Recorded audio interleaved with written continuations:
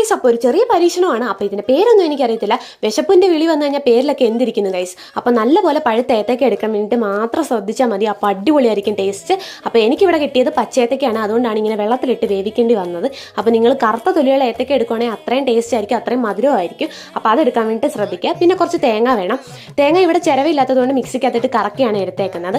പിന്നെ ആ ഏത്തക്ക നമ്മൾ വേവിച്ച് വെച്ചത്, അതായത് നിങ്ങളുടെ പച്ച ഏത്തക്ക നല്ലപോലെ വട്ടത്തിൽ കട്ടി കുറച്ച് അരിയണം. പിന്നെ ഒരു പാൻ വെച്ചിട്ട് അതിനകത്തോട്ട് നെയ്യ് ഒഴിച്ചിട്ട് ഈ ഏത്തക്ക ഓരോന്നോരോന്നായിട്ട് ഇട്ട് നല്ലപോലെ മൂപ്പിച്ചെടുക്കുക. പിന്നെ അതിൻ്റെ പുറത്ത് കുറച്ച് പഞ്ചസാരയും കൂടെ തൂവി കൊടുക്കുമ്പോൾ ചെറിയൊരു കാരമൽ പോലെ കിട്ടും. അപ്പോൾ ഫ്രൈ ചെയ്ത് വരുമ്പോൾ നല്ല ഭംഗിയായിരിക്കും കേട്ടോ കാണാൻ വേണ്ടിയിട്ട്.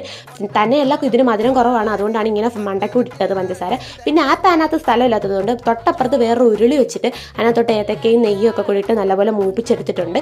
അപ്പോൾ നമ്മൾ ആ ഫ്രൈ ചെയ്ത് വെച്ചതിനകത്തോട്ടാണ് ഇനി ചേർക്കാൻ പോകുന്നത്. അതായത് ഇപ്പുറത്തെ ഉരുളിക്കകത്തോട്ടാണ് ഇനി ചേർക്കാൻ പോകുന്നത് പഞ്ചസാര, തേങ്ങ, പിന്നെ ആവശ്യം പോലെ നെയ്യും ഒക്കെ ചേർത്ത് നല്ലപോലെ ഇളക്കി എടുത്തിട്ടുണ്ട്.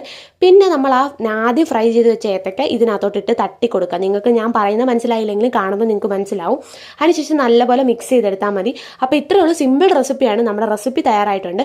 പിന്നെ നല്ല വാനില ഐസ്ക്രീം കൂടെ വേണം കേട്ടോ. പിന്നെ ഇത് പ്ലേറ്റിനകത്തോട്ട് തട്ടിയിട്ട് ഒരു സ്കൂപ്പ് വാനില ഐസ്ക്രീം കൂടെ വെച്ച് കഴിക്കണം. സൂപ്പറാണ് കേട്ടോ, നല്ല ടേസ്റ്റാണ്. ഒരു തവണയെങ്കിലും നിങ്ങൾ ട്രൈ ചെയ്ത് നോക്കിക്കോ, അടിപൊളി ടേസ്റ്റാണ്. ഞങ്ങളിങ്ങനെ ഹോസ്റ്റലിലും റൂമിലൊക്കെ നിൽക്കുന്നവർ ഞങ്ങൾ ഈ വിശപ്പിൻ്റെ വിളി വന്ന് കഴിയുമ്പോൾ ഞങ്ങൾ ഇങ്ങനെയൊക്കെയാണ് പരീക്ഷിക്കുന്നത്. അപ്പോൾ ഇതാണ് വീഡിയോ. ഇഷ്ടപ്പെട്ടിട്ടുണ്ടെങ്കിൽ ലൈക്ക് ചെയ്യാനും കമൻറ്റ് ചെയ്യാനും ഒന്നും മറക്കരുത്.